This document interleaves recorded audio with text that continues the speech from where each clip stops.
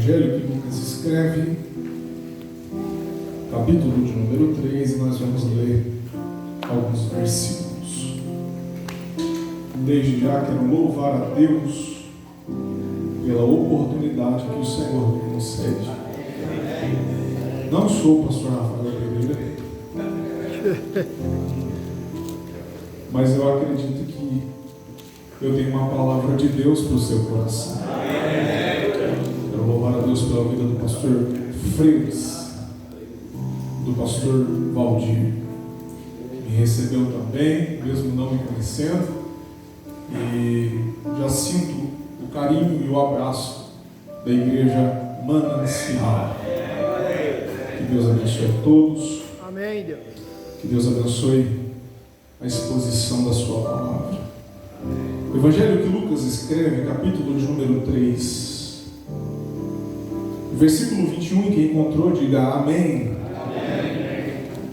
E aconteceu que, como todo o povo se batizava, sendo batizado também Jesus, orando ele, o céu se abriu, e o Espírito Santo desceu sobre ele em forma corpórea, como uma pomba.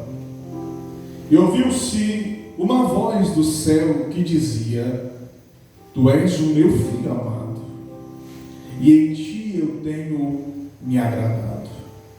Continuando a leitura, capítulo 4, versículo 1 diz assim: E Jesus, cheio do Espírito Santo, voltou do Jordão e foi levado pelo Espírito ao deserto. E 40 dias foi tentado pelo diabo, e naqueles dias não comeu coisa alguma, e terminado eles, teve fome. E disse-lhe o diabo: Se tu és o Filho de Deus, diz a esta pedra que se transforme em pão.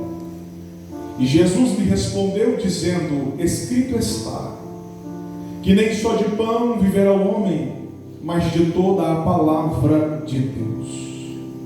E o diabo, levando-o a um alto monte, mostrou-o num momento de tempo todos os reinos do mundo. E disse-lhe o diabo: Dar-te-ei a ti todo este poder e a sua glória, porque a mim me foi entregue, e dou a quem eu quero. Portanto, se tu me adorares, tudo isso será teu. E Jesus respondendo disse-lhe: Vai-te, Satanás, porque está escrito: Adorarás o Senhor seu Deus, e somente a Ele servirás. Levou-o também a Jerusalém, e pô-lo sobre o pináculo do templo, e disse-lhe: Se tu és o Filho de Deus, lança-te daqui abaixo, porque está escrito: Mandará os seus anjos acerca de ti para que te guardem, e que te sustentará nas mãos, para que nunca tropeces com teu pé em alguma pedra. Então, respondendo, disse-lhe: Dito está, não tentarás o Senhor teu Deus. E acabado o diabo toda a tentação, ausentou-se dele por algum tempo. Versículo 14, e aqui nós encerramos. Então, pela virtude do Espírito Santo, voltou Jesus para a Galileia, e a sua fama correu por toda a terra. Repita assim comigo: entrando cheio. Está fraco, fala assim: entrando cheio, e saindo transbordado. Glória a Deus. Nós estamos diante de um texto sagrado nessa noite, que é um texto bem conhecido de nós. Todos nós conhecemos o texto do batismo, mas eu gostaria de ressaltar alguns detalhes para nós aqui nessa noite, para este evento, que Deus confiou no meu coração. O texto que nós lemos, quem escreve é Lucas, mas a mesma história também é narrada por Marcos e também por Mateus. João, ele conta para nós de maneira mais detalhada a mensagem que João Batista está pregando no Jordão. Todos nós sabemos que João é fruto do casamento de uma mulher por nome Isabel e de um sumo sacerdote chamado Zacarias.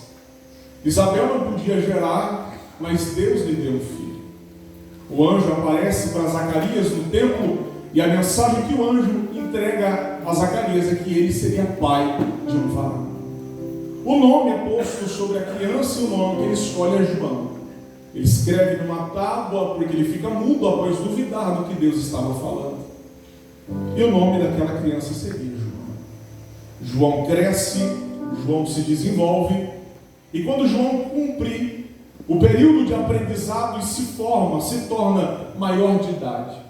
Para nós é aos 18, para os judeus é aos 30. Quando ele tem 30 anos de idade, ele começa o seu ministério. E o ministério de João não é um ministério para templos. O ministério de João não é um ministério público para os fariseus o admirarem na sua sabedoria. O ministério que Deus levanta João é o ministério mais difícil, é o ministério mais árduo. João não é conduzido ao templo para ensinar. João não é conduzido ao monte para ensinar. O lugar que Deus escolhe para colocar João é num deserto. Ele vai para lá sozinho e ele prega uma mensagem na beira do Jordão. E a mensagem que ele prega é uma mensagem para homens pecadores. Ele coloca a nação de Israel numa condição pecadora e ele vai dizer: é tempo de nós nos arrependermos dos nossos pecados. A mensagem que João prega é uma mensagem dura, difícil. E alguém pensaria que o ambiente, a mensagem não traria ninguém, mas o que traz poder na vida de João não é a admiração de alguém. O que traz poder sobre a vida de João é o Deus que chamou João para a obra. Oh, Deus! Alguém poderia olhar para João e pensar: coitado do João, vai ter que pregar no deserto. E quando vê João pregando no deserto e começa a analisar a mensagem que João prega, alguém vai dizer: além de estar no deserto, a mensagem que ele está pregando é uma mensagem que vai afastar alguém.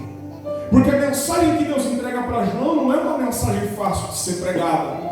Só que Deus vai comovendo o coração dos judeus para que eles se acheguem até João. E João está pregando, e Deus vai trazendo o povo, e a Bíblia vai dizer que ali tem soldados, ali tem fariseus, ali tem pecadores, ali tem do mais jovem ao mais velho, e todos eles estão ouvindo a mensagem que João está pregando. E alguém no seu coração se arrepende, e alguém pergunta: mas João, o que eu vou fazer para o arrependimento? E João olha para eles, ele vai pregar dizendo: arrependei-vos e sejam batizados nas águas para arrependimento dos vossos pecados. Eu vim pregar para alguém nessa noite que às vezes a condição que você está é uma condição de deserto. Talvez o que Deus te entregou, alguém pode olhar para você e dizer: coitado dele, não vai dar fruto, não vai dar certo, não vai prosperar. Mas a mensagem que eu trouxe para você aqui nessa noite é: fique aonde Deus te plantou, e aonde Deus te plantou que Deus vai honrar você. Já o ministério de Jesus é um ministério diferente. O ministério de Jesus não é no deserto. Jesus, quando começa o seu ministério, ele passa pelo deserto, mas ele vai para onde? Sinagoga, templo. Ele vai conversar com os doutores da lei e também com os pecadores. Fique aonde Deus te chamou para estar. Não ouse fazer aquilo que Deus não te chamou para fazer. É aonde você está plantado que Deus vai te dar o crescimento. Todos nós aqui nesta noite somos sementes na mão de Deus. A parábola do semeador, nós somos a semente. Mas tem sementes que querem estar em ambientes que não é para aquela semente. E quando nós estamos em ambientes que não são para nós, quando nós estamos em ambientes que não nos cabe, nós não crescemos, nós não nos desenvolvemos. Mas eu vim aqui dizer para você que você é uma semente que vai dar certo.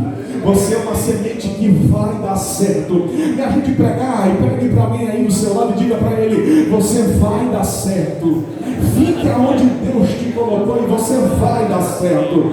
Você vai crescer, você vai frutificar, você vai prosperar. E como Malaquias no capítulo 3 disse: as nações te olharão e vão dizer: terra deleitosa. Alguém vai olhar para você e vai dizer: está no deserto, está na prova, está na luta, mas está prosperando, está crescendo, está frutificando, porque a mão de Deus vai com você. João está pregando no deserto, e a mensagem que ele prega é uma mensagem dura, mas existem alguns detalhes da mensagem que João prega que é interessante, e uma delas é aquela dada no Evangelho de João, no capítulo 1, versículo 15, quando ele está falando acerca do caminho que ele está preparando, porque ele é a voz que prepararia o caminho para que o Messias chegasse. Enquanto ele está pregando, ele está preparando aquele caminho para que o Messias chegasse. E na sua mensagem, todos nós sabemos, ele prega dizendo: eu vos batizo com água para o arrependimento, mas virá um após mim que é mais poderoso do que eu. Virá um após mim que é mais forte do que eu. Eu vos batizo com água para o arrependimento, mas virá alguém mais poderoso que vos batizará com o Espírito e com fogo. E no versículo 15, ele vai dizer assim: o que vem depois de mim é antes de mim. Olha a expressão que João usa: aquele que vem depois de mim, ele é antes de mim. A expressão que João usa no versículo 15, que ele seria depois dele, é porque nós sabemos que quando Deus dá a mensagem para Zacarias, Isabel vai gerar uma criança, e passados alguns meses, o mesmo anjo aparece para uma mulher chamada Maria e vai dizer: Maria, tu és agraciada, porque do teu ventre nascerá o Emanuel, o Deus conosco. Todos nós sabemos que Maria era prima de Isabel. Então, no grau de nascimento, quem nasce primeiro é João, e alguns meses depois, quem nasce é Jesus. É por isso que ele usa a expressão: o que vem depois de mim. Ele nasceu depois de mim. Eu nasci primeiro, mas ele nasceu depois. Só que o fato dele nascer depois não anula quem ele é, porque ele não é depois de mim, ele é antes que tudo fosse criado. Amém. Olha o que João está dizendo: ele nasceu depois de mim, mas ele não é após mim. Ele é antes que tudo fosse gerado. Antes que tudo existisse, ele já era. Antes de eu estar aqui, ele já tinha. Antes de eu fazer, ele já fazia. Lembra da expressão que Deus usa com Jeremias? Quando Deus chega em Jeremias e fala: Jeremias, desce lá na casa do oleiro e lá te farei ouvir as minhas palavras. Quando Jeremias chega lá, ele se depara com um oleiro que já está trabalhando sobre a roda e moldando um vaso. Sabe o que Deus estava dizendo para Jeremias? Jeremias, antes de você chegar na olaria, eu já estava trabalhando bem antes de você chegar. Eu vim pregar para alguém aqui nessa noite e dizer: antes de você, já tem um trabalhando por você. Antes de você, já tem um fazendo por você. Antes de você, Deus está fazendo por você. Antes, ele veio depois, mas ele é uma expressão que ele usa no versículo 20, quando alguém pergunta para ele assim: mas me diz uma coisa, João, você é o Cristo? A palavra Cristo significa ungido. fazendo referência ao Messias. Você é o Cristo? E o que o João responde? Eu não sou o Cristo. Mas quem era João se ele não era o Cristo? Está lá no versículo 6. E houve um homem enviado de Deus chamado João. Olha o que o apóstolo João está escrevendo acerca de João Batista. Ele não vive numa crise de identidade. Porque quando alguém questiona ele, dizendo: rapaz, você prega com poder, você tem autoridade, você é o Cristo. E a resposta que ele dá é: eu não sou o Cristo. Sabe o que João está revelando? Eu não tenho crise de identidade, eu sei quem eu sou. Amém. Oh, Deus. Ele poderia dizer: eu sou, mas ele disse: eu não sou o Cristo.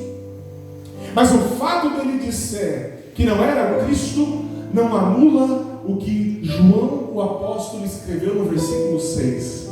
E é isso que eu quero que você entenda. O fato dele dizer: eu não sou o Cristo, não anula ele ser o enviado de Deus. E a pergunta que eu te faço nessa noite é: você entende quem você é no reino de Deus? Amém. Você entende quem você é na presença de Deus? Para nós ilustrarmos o que eu estou dizendo, tem muitos cristos achando que são enviados de Deus, enquanto tem muitos enviados de Deus pensando que são cristos. Para que não cause na sua mente um sentimento de heresia, o que eu estou dizendo aqui não é sobre o Cristo ungido, o nosso Senhor. O que eu estou dizendo aqui é sobre uma crise de identidade que muitos vivem, por não entenderem o porquê foram chamados, para que foram chamados. E a pergunta que eu te faço nessa noite é: quem você é diante de Deus? A resposta é simples: eu sou aquilo que Deus me chamou para ser. Entende isso? Eu sou aquilo que Deus me chamou para ser. Eu não posso alterar aquilo que eu quero para que se torne aquilo que é a verdade. Eu tenho que viver a plenitude daquilo que Deus quer que eu viva. E Ele disse: existe uma vontade. Romanos capítulo 12, existe uma vontade. E essa vontade ela é boa, perfeita e agradável. O que Deus quer de nós nessa noite é nos conduzir para o centro da sua vontade, para nós entendermos o que Deus quer de nós. Então desde já eu quero falar para você: você tem uma chamada de Deus. Ninguém que está aqui nessa noite é obra da ocasião. Ninguém que está aqui nessa noite é obra da ocasião. Não foi porque o seu pai ou a sua mãe pensou: eu quero fazer um filho e pronto. Não, na eternidade já havia um projeto pré-determinado para você. Lá na eternidade, é por isso que Deus disse para Jeremias: antes que te formasse no ventre, antes que eu formasse a cor dos seus olhos, antes que eu formasse a quantidade de fios de cabelos que você teria na cabeça, antes que eu formasse o comprimento do seu pé, alguns são maiores, outros são menores, alguns andariam pelas águas e outros afundariam, mas não importa, não importa nessa noite. Deus te escolheu para um propósito, Deus te escolheu para algo. Nunca olhe para si mesmo e pense: eu não nasci para nada, eu não sirvo para nada. Não, Deus tem um projeto para você, Deus tem um propósito para você. E é por isso que Deus te trouxe para esse congresso. É por isso que Deus te trouxe para ouvir palavra de Deus para a sua vida. Porque é a palavra de Deus que vai nos direcionar para vivermos no centro da vontade de Deus. Existem muitos pontos na mensagem que João prega, mas para não estender, Jesus chega após todos os questionamentos, e João está pregando, dizendo: raça de víboras, arrependei-vos. A Bíblia conta para nós que no outro dia, após João ser questionado quem ele era, oh, glória! Aleluia! Ele ouve e diz amém.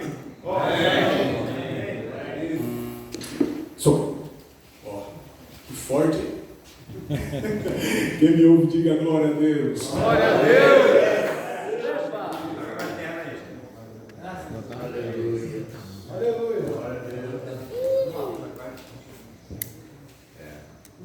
Glória a Deus! Ô, Senhor! Glória a Deus! Louvado seja o teu nome, meu Pai. Vamos lá, vou pregar igual o João Batista. Amém! Quem me ouve, diga glória. Então tá bom, vou pregar na frente.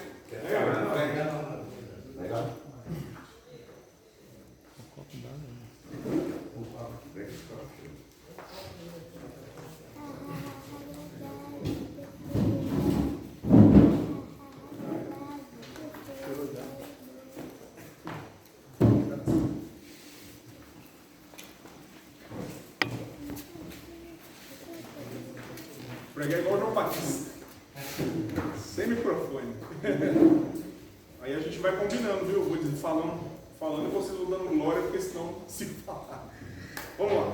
Então agora, nesse contexto, o que vai acontecer? João está pregando no Jordão. Enquanto João está pregando, a mensagem que ele prega é: arrependei-vos. Numa promessa de que viria o Messias. Na promessa de que viria aquele que ele estava preparando o caminho. Então, naquele momento, quando João é questionado se ele era o Cristo, e ele fala que não era, ele continua pregando. Só que aí, no outro dia, a Bíblia vai dizer que no outro dia... Obrigado.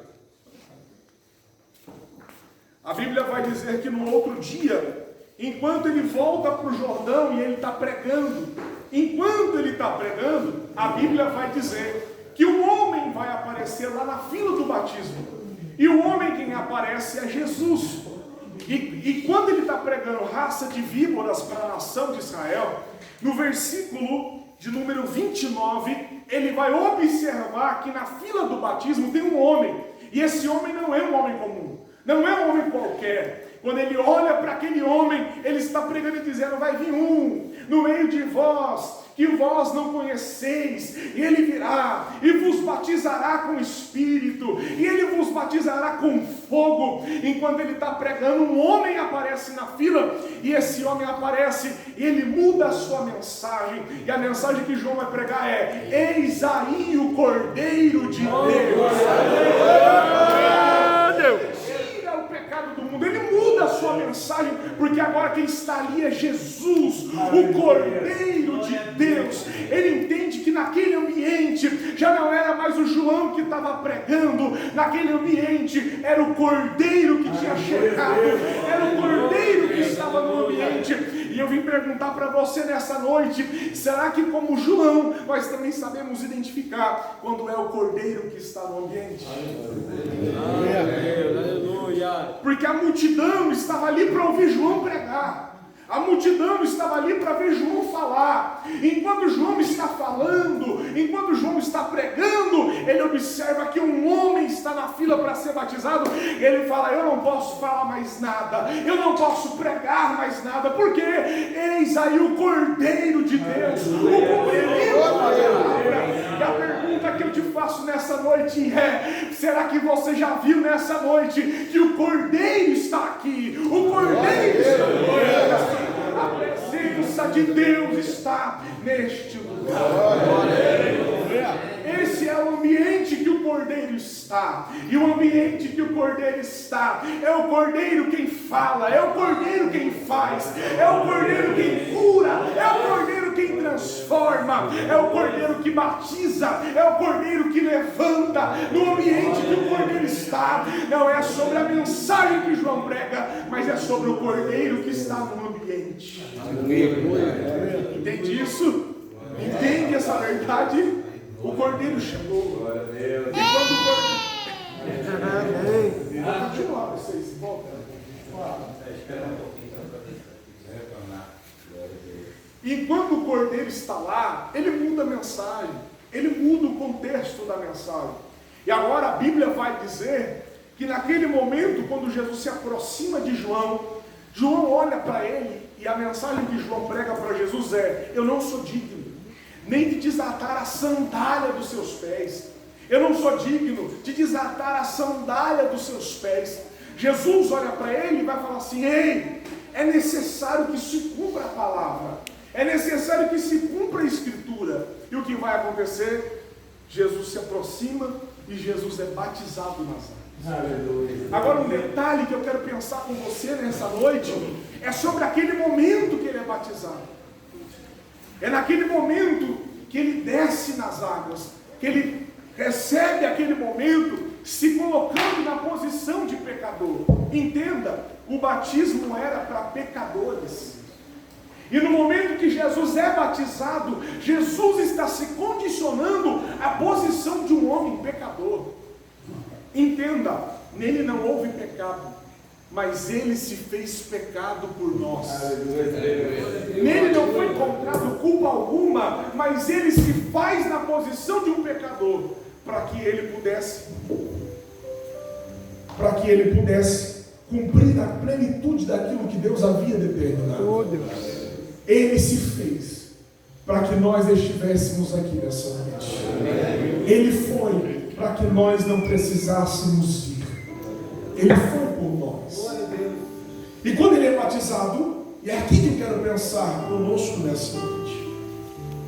Jesus é batizado no Jordão, e quando ele se levanta, Mateus no capítulo 4 conta para nós que após o batismo Jesus sai das águas e o céu se abre. Mas Lucas revela para nós um detalhe que Mateus não conta. Marcos, no capítulo 1, contando a mesma história, ele não conta para nós o detalhe que Lucas vai agregar na história. Mateus diz que ele sai da água após ser batizado e os céus se abrem. Eu quero que você grave essa expressão: céus. Repita comigo: céus.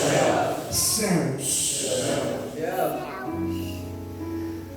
No capítulo 4 de Mateus, Jesus sai das águas e os céus se abrem. Mas Lucas agrega para nós um detalhe no texto que Mateus não conta. Lucas vai dizer que após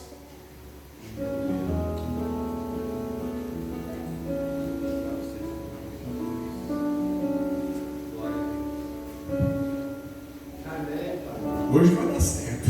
Amém. Oh, Deus. maior a prova, maior a bênção. Oh, Senhor. Deus me trouxe aqui para ser preparado. Amém. Quem crê, diga glória. Dorme não, irmão, já que eu termino.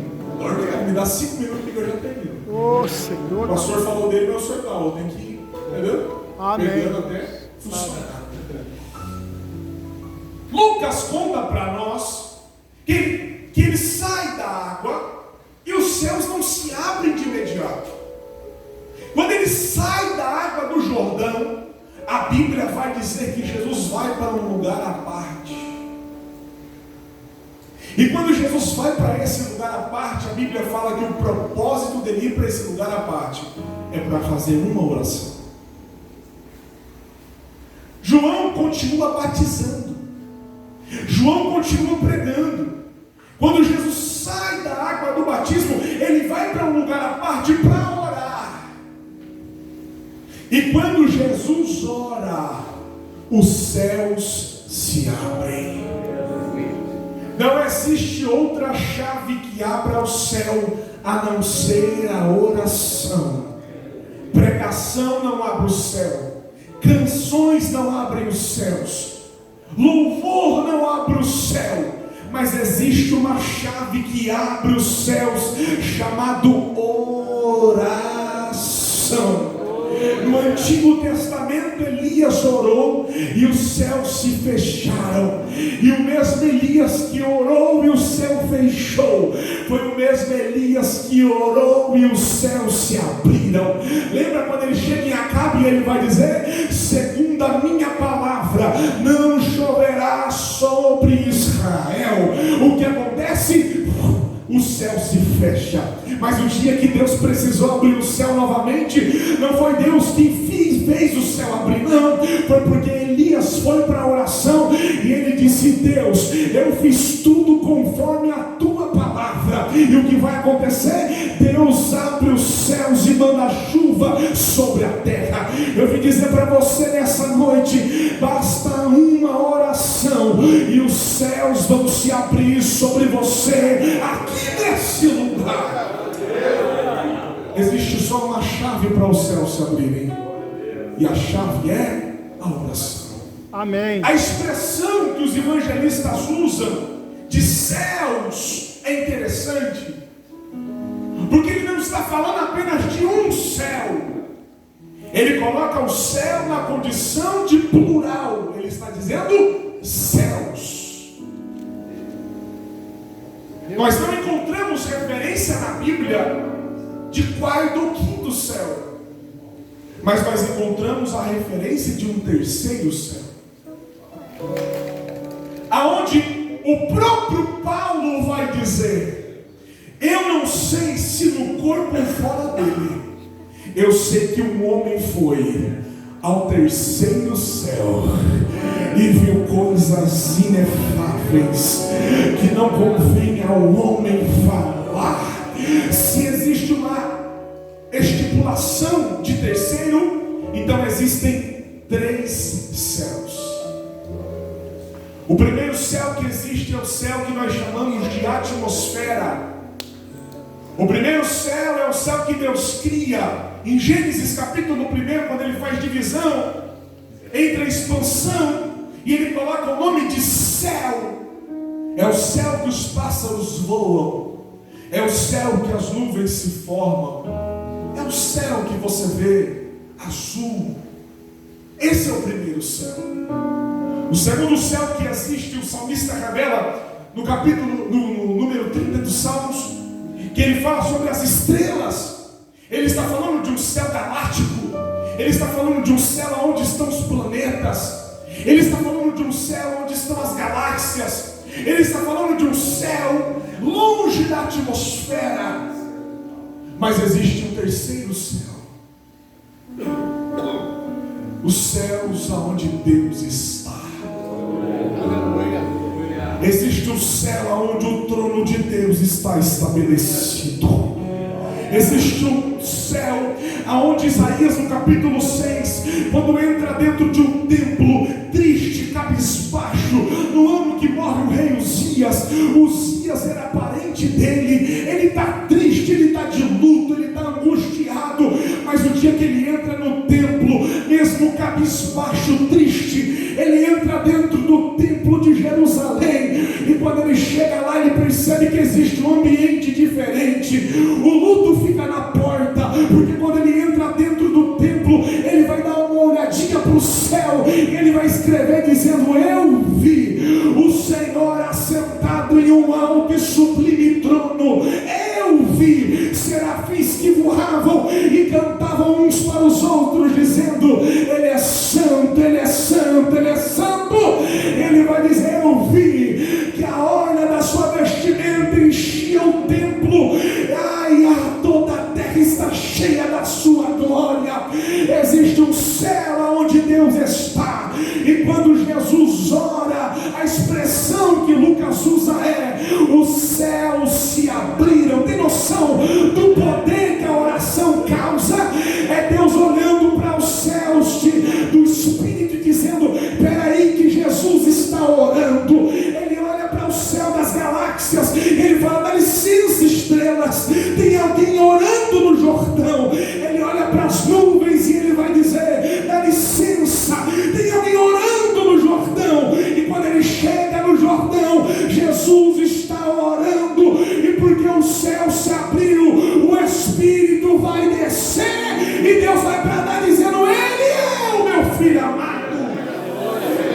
Tem noção do poder que a oração vai causar aqui nessa noite? Tem poder que Deus, tem noção do que Deus está dizendo para nós aqui nessa noite? Ele me trouxe aqui para dizer para você: a tua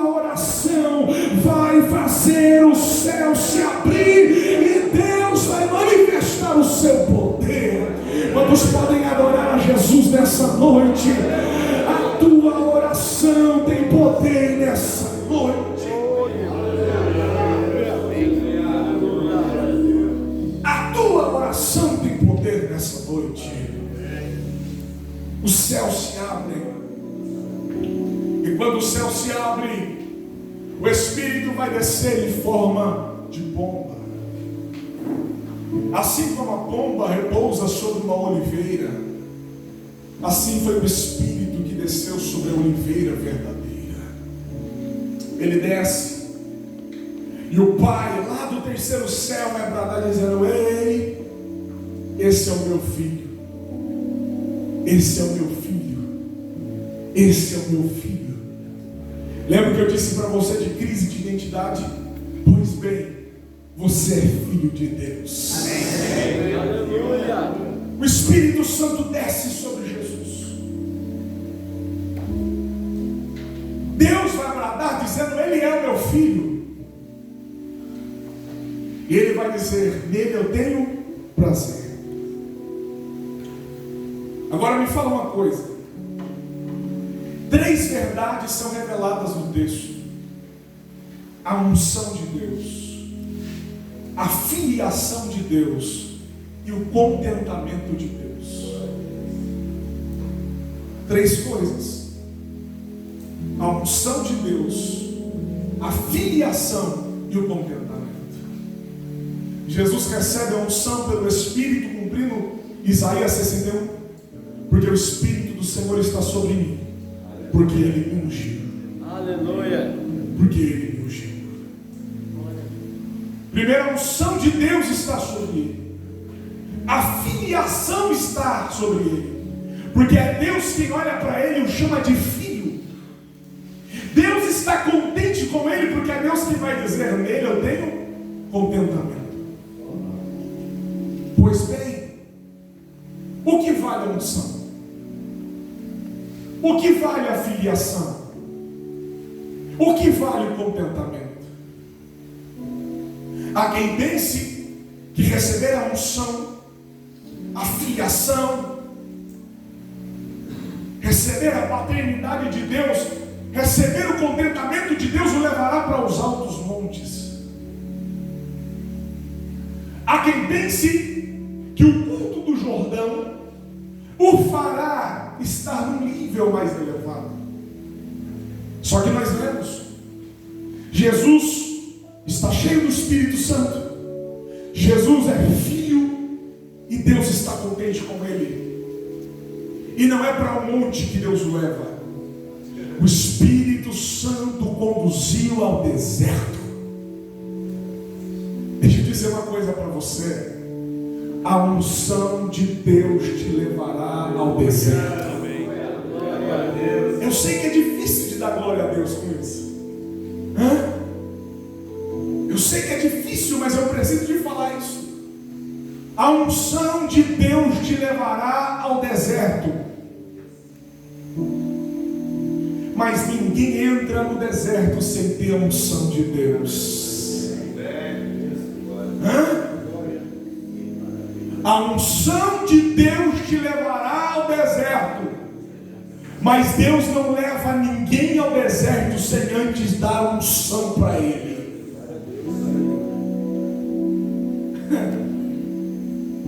Só que entenda uma coisa: Jesus estava no deserto. Sim ou não? Ele está no deserto, que era a beira do Jordão. E no capítulo 4, o Espírito Santo conduz Jesus ao deserto. Mas espera aí, ele não estava no deserto? Por que que ele, estando no deserto, o Espírito Santo o leva para outro deserto? O deserto que Jesus é batizado é o deserto do Jordão. Mas o deserto que o Espírito Santo leva é o deserto de Jericó. Ele está no deserto e o Espírito Santo conduz a outro deserto. E eu vim aqui dizer para você que a vida de quem tem unção é de desertos em desertos. Mas o deserto não tem poder de tirar a unção de Deus sobre você.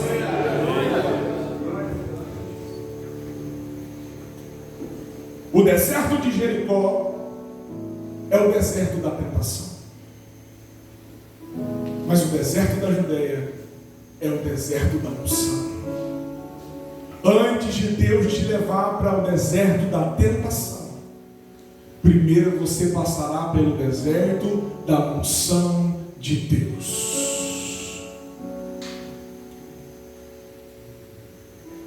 Ele é conduzido pelo Espírito ao deserto. Ele chega lá, e a Bíblia vai dizer que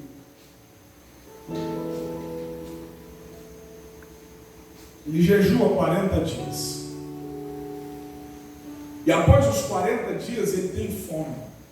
Jesus está ali numa condição humana. Lembra que eu disse? Quando ele é batizado no Jordão, ele se coloca na posição de homem, de pecador. O jejum que Jesus faz não é um jejum sem água, é um jejum sem alimento. O ser humano ele aguenta no máximo 7 dias sem água, no máximo. Mas o ser humano ele não suporta 40 dias sem alimento. Para quem já fez jejum sabe que quando você faz um jejum mais extensivo, após o terceiro dia, até o terceiro dia você sente uma fome muito grande. Mas após o terceiro dia, o estômago ele acostuma. Só que a ciência comprova que após os 40 dias a fome ela volta. E quando ela volta para matar. Porque houve um período de necessidade muito grande.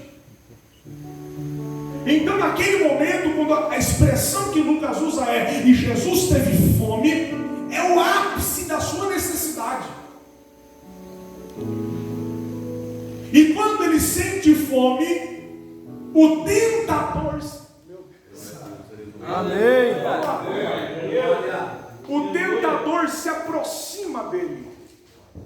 E quando o tentador se aproxima, existe uma proposta. Só que é interessante. Vou tentar. Vamos pregar sem que eu vou encerrar assim mesmo. Quem ouve, diga glória a Deus. Vamos lá, 5 minutos eu encerro. O que vai acontecer? A palavra tentação é algo que enche os seus olhos. Não é algo comum você olhar a tentação e não sentir atração por aquilo. Quando o diabo se coloca na condição de tentador, a missão do diabo é conduzir Jesus àquilo que os olhos de Jesus se agradaria. E o diabo, ele nunca vai aparecer quando nós nos sentimos fortes. O diabo sempre vai aparecer quando existe em nós uma necessidade. Porque enquanto Jesus está tranquilo, o diabo não aparece. Mas quando Lucas usa a expressão "e Jesus teve fome", o diabo aparece. E a primeira tentação que o diabo oferta para Jesus é justamente na necessidade que Jesus tem. Entende isso? Quando ele tem uma necessidade, o diabo se apresenta para suprir aquela necessidade, de modo com que ele se afastasse do propósito de Deus. O diabo nunca vai se aproximar de nós sem que haja em nós uma necessidade. Homens de Deus, homens de oração, o diabo sempre vai aparecer quando houver em nós uma necessidade. E necessidade é a ausência de algo. Então sempre que faltar alguma coisa, o diabo sempre vai aparecer para tentar ofertar para nós aquilo que está nos causando necessidade.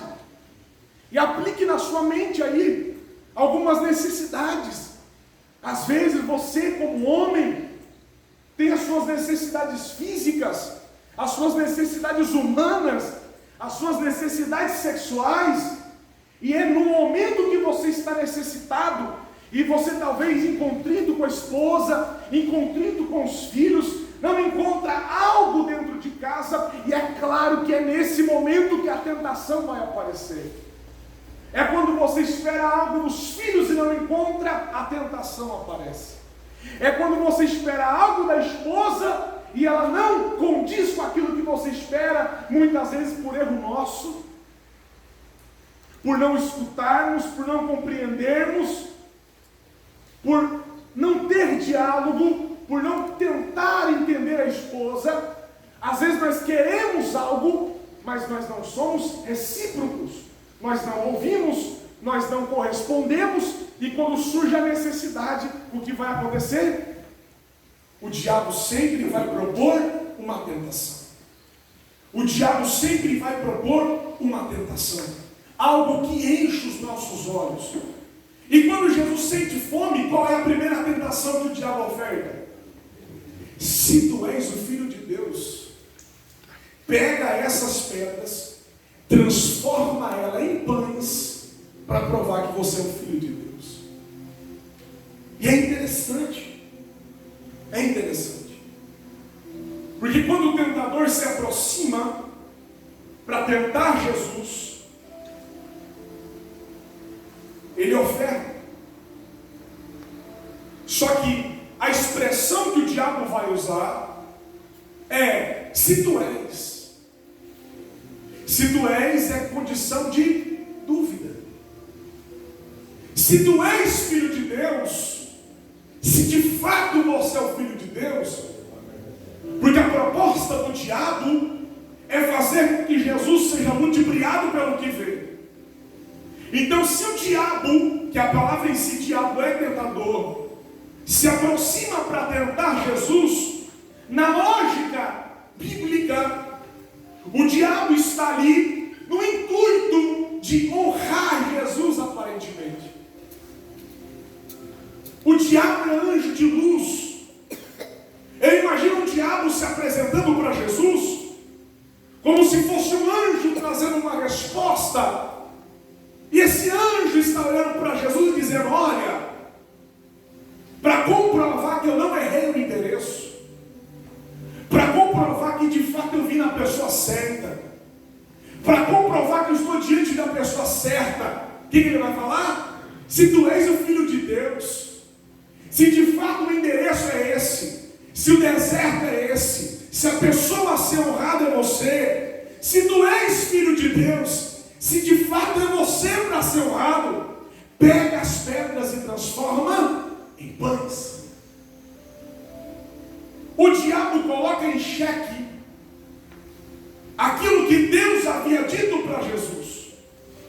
Porque quando Jesus responde o diabo, ele vai dizer: olha, está escrito, nem só de pão viverá o homem, mas de toda a palavra de Deus. Acorda alguém que está do seu lado aí, diga para ele: toda a palavra que sai da boca de Deus. Acorda ele aí, que dormiu, diga para ele: toda a palavra que sai da boca de Deus, da boca de Deus, da boca de Deus. O diabo está olhando para ele dizendo: se tu és filho de Deus, se de fato não errei o endereço, pega a pedra, transforma em pães. O que ele está dizendo? Supre a sua necessidade. Se você é filho de Deus, mata a sua fome. E Jesus vai responder para ele dizendo: nem só de pão vive o homem, mas de toda a palavra que sai da boca de Deus. A expressão toda a palavra que Jesus usa não é a palavra logos, que é a palavra escrita, mas é a palavra rema, é toda a palavra dita. Então, o que Jesus está respondendo para o diabo é: nem só de pão vive o homem, mas de toda a palavra que vem de Deus. Mas ele não está falando do que havia escrito, do que estava escrito, não. Ele está dizendo daquilo que foi dito, pronunciado, falado. E se você olhar os versículos anteriores, aonde que Jesus estava? No Jordão. E quem falou com Jesus? O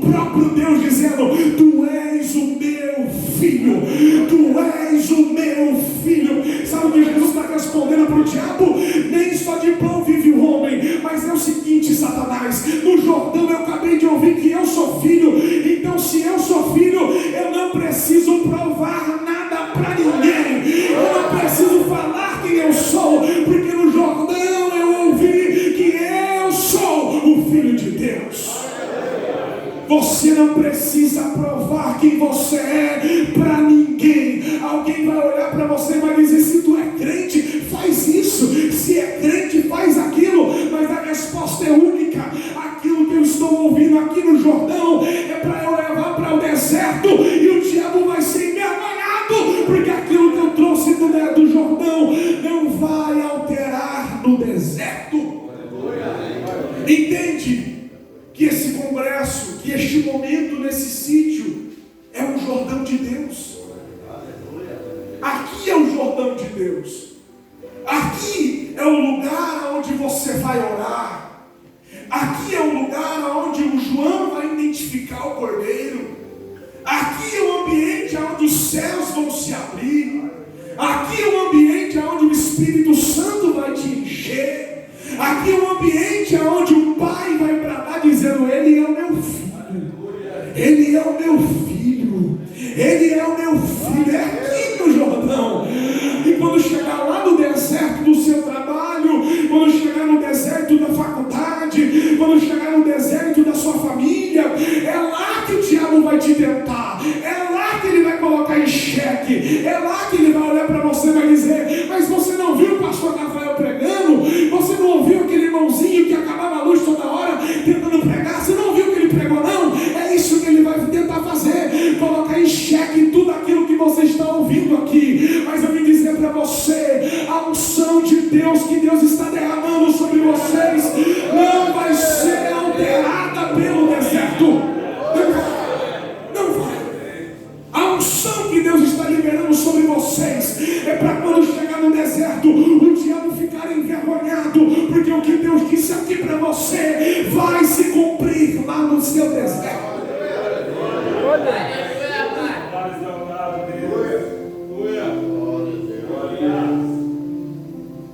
Eu sou filho de Deus. E é interessante o transformar pedras em pães. Por quê? Se você me der um pão de presente, Deus me guarde. Mas se você me der um pão de presente, eu levar para minha casa, eu deixei em cima da minha mesa, depois de um mês, aquele pão vai estar no seu estado original? Não. Se o pessoal da cozinha não tomar cuidado e deixar pão aí, quando voltar em outro dia, o pão vai estar alterado, estragado. Mas se você me der uma pedra de presente, Deus me guarde.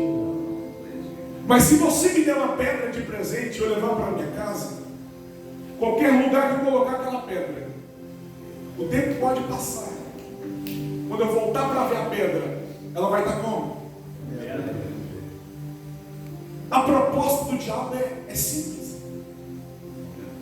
Pega aquilo que permanece, pega aquilo que é eterno e troca por aquilo que um dia acaba.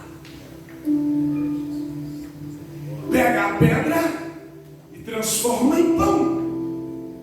Só que o que ele não sabe é que o pão supra a minha necessidade no momento. Mas o Senhor colocou os meus pés sobre uma rocha. Aleluia. Oh, Deus. Mas o Senhor colocou os meus pés sobre uma rocha. O pão vai suprir a minha necessidade no momento, mas a pedra que eu carrego, ela sustentará os meus pés. Eu vou repetir para alguém entender aqui nessa noite. A proposta do diabo para nós é: pega aquilo que é eterno e troca por aquilo que passa, troca por aquilo que acaba. O diabo está martelando na sua mente, dizendo: rapaz, para de ser crente, para de ir para a igreja, larga a mão disso, vai viver a sua vida, vai trabalhar, conquista as suas coisas. E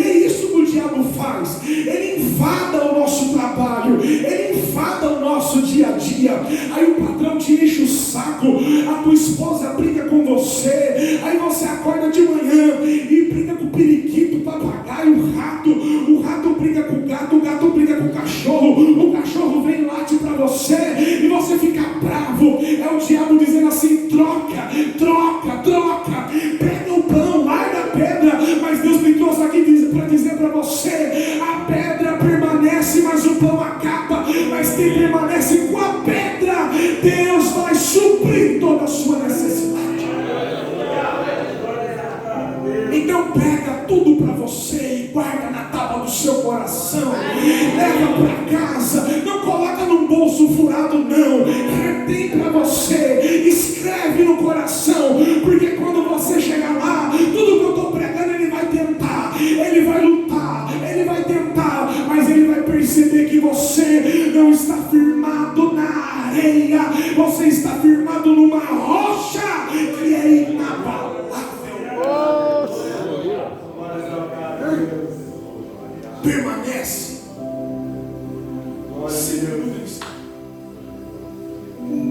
A segunda proposta do diabo, e eu não quero falar muito sobre, mas ele leva Jesus para um alto monte e ele vai dizer: olhe todos os reinos, olha todos os reinos e a glória. Se você prostrar, eu te dou. Jesus responde o quê?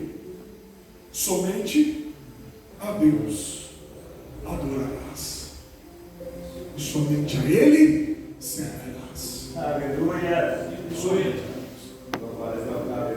O diabo não consegue.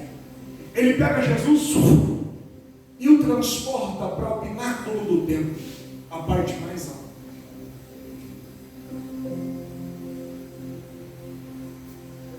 Perceba o que o diabo faz. Percebe? Ele leva Jesus para um monte alto. Ele pega Jesus e leva para a parte mais alta do templo.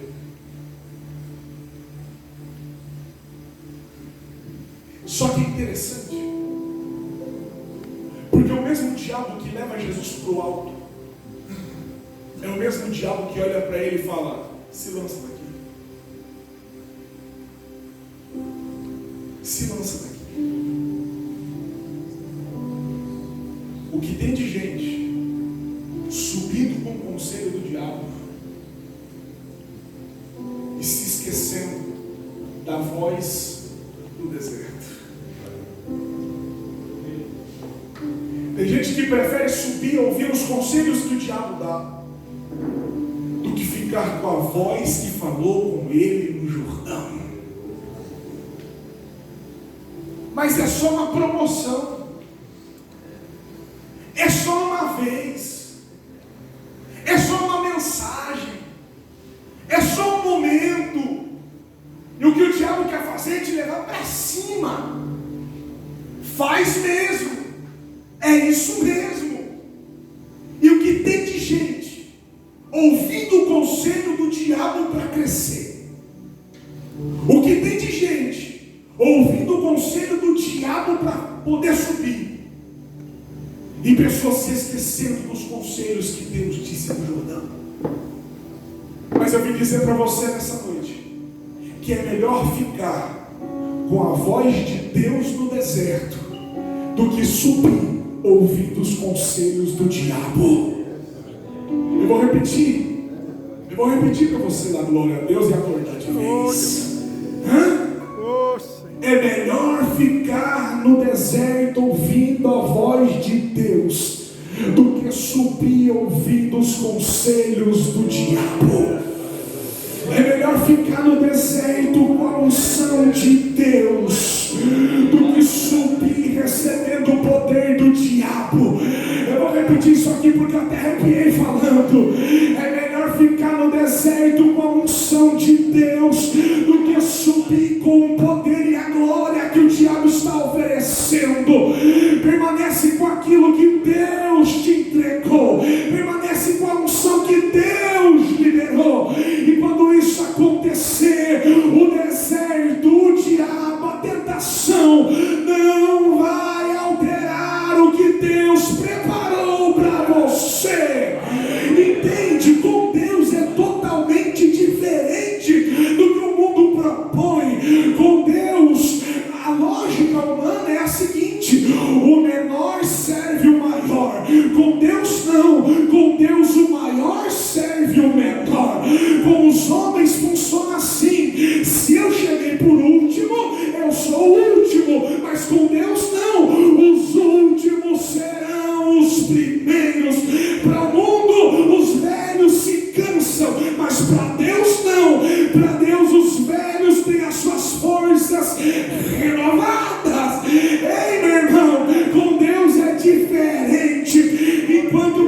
permanecer no deserto, Deus vai enviar os anjos no deserto para te servir. Não precisa subir ouvindo os conselhos do diabo. Permanece no deserto, que é lá que Deus vai te honrar. Amém.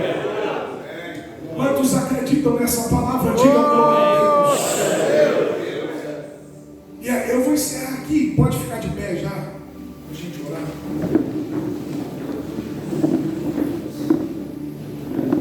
Nós lemos no primeiro versículo do capítulo 4. Dá uma espensada aí. Uma espensada. Amanhã de manhã o pastor Rafael está aí. Amém. Aí vocês falam bem de mim para ele. Deu um gasto. Capítulo 1, o versículo 1 do capítulo 4. E Jesus, cheio do Espírito, foi levado ao deserto. E como é que Jesus saiu do deserto? Versículo 14. Então, cheio do Espírito, voltou Jesus. Só que a expressão que o texto usa é na plenitude do Espírito. Glória a Deus. Entende? Ele entra no deserto cheio do Espírito. Mas quando ele está voltando do deserto, ele está na plenitude do Espírito. Eu não vim pregar para homens que não têm o Espírito Santo. Eu vim pregar para homens que vão sair daqui transbordando o Espírito Santo. Eu não vim pregar para alguém que não sente nada. E se não sente, vai sentir agora, porque a gente vai orar. E você vai sair deste lugar transbordando a presença do Espírito Santo.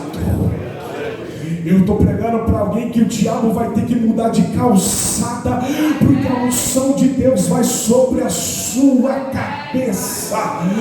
Eu vim pregar para alguém que o inimigo vai ter que mudar a rota para não ir lá na sua casa, porque quando ele chegar lá vai se deparar com um homem transbordando da presença do Espírito Santo. Eu estou pregando para alguém que vai sair daqui tão cheio, mas tão cheio, que a mulher vai olhar para você e vai dizer: rapaz, eu estou vendo um brilho diferente, parece que tem uma coisa diferente. E você vai dizer: eu estou transbordando do Espírito Santo. E você ainda vai pegar na mão dele e vai dizer: mulher, vem aqui para nós orar, porque você também vai receber a mesma virtude do Espírito Santo. O diabo vai te tentar, o deserto vai te tentar, mas a presença de Deus vai com você. Ele vai tentar de todas as formas, de todos os meios, em todas as necessidades, mas o Espírito Santo vai com você. Vocês acreditam nisso? Amém. Então nós vamos orar agora, e a nossa oração é para que Deus transborde a presença dele sobre nós. Eu quero te fazer um convite especial. Pega na mão de alguém que está do seu lado aí. Pega na mão dele. Se puder, fecha os corredores aí, não deixa ninguém sem dar as mãos, não. Pega na mão dele, isso, pega na mão dela. Talvez eu nunca mais volte aqui. Então deixa eu aproveitar minha oportunidade.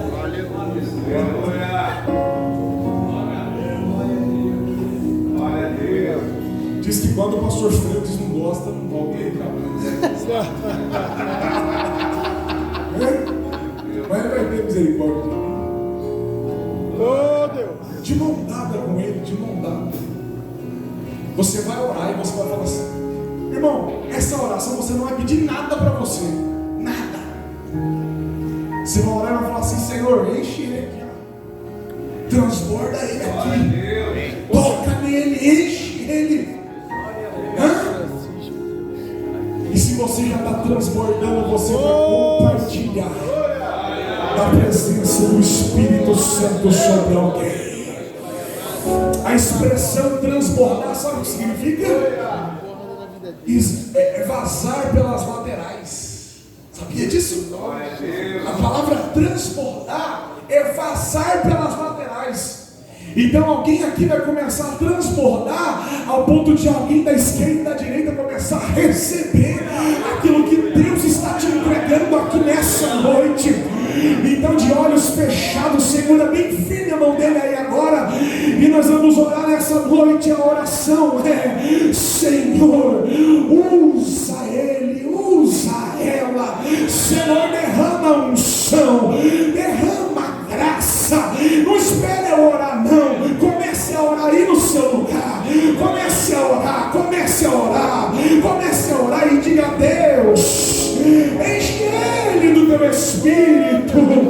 Deus, toca nele agora, em nome de Jesus. Quantos cheios vão começar a orar e agora? Ora, ora, ora, ora. Fala alguma coisa aí agora, pelo amor de Deus. Diga alguma coisa para ele aí e diga: Papai do céu, derrama unção, derrama graça, enche ele, derrama o Espírito, enche do Espírito. Você tem autoridade, diga: Deus, batiza ele, renova ele, dá dons espirituais. Eu já vejo alguém recebendo um renovo aqui, eu já vejo alguém recebendo um novo de Deus. Já tem lágrimas nos olhos de alguém que entende: Deus está aqui, Deus está aqui. Como disse o salmista, Deus está no meio dela, não será abalada. Ora aí, ora por ele, ora por ele, ora por ele, ora por ele, ora por ele, ora, ora, ora, ora. Senhor, nós te pedimos, Senhor, nós te suplicamos pela vida dos nossos irmãos, que eles sejam tocados agora pelo teu Espírito, que eles sejam movimentados pelo teu Espírito, que eles sejam cheios do teu Espírito, em nome de Jesus. Que até o último dia deste evento eles saiam daqui totalmente transbordados pela graça e a unção. Ah, meu Deus, visita a casa e a família, e que todos sejam tocados pela virtude do Espírito Santo, pela virtude do Espírito Santo, pela virtude do Espírito Santo, pela virtude do Espírito Santo. Diga isso agora: pela virtude do Espírito Santo. Diga alguma coisa para ele, diga alguma coisa para ele. Faça agora 30 minutos de adoração. Faz aquela oração que o céu abre, faz aquela oração que faz o Espírito descer, faz aquela oração que o Pai brada. Diga alguma coisa para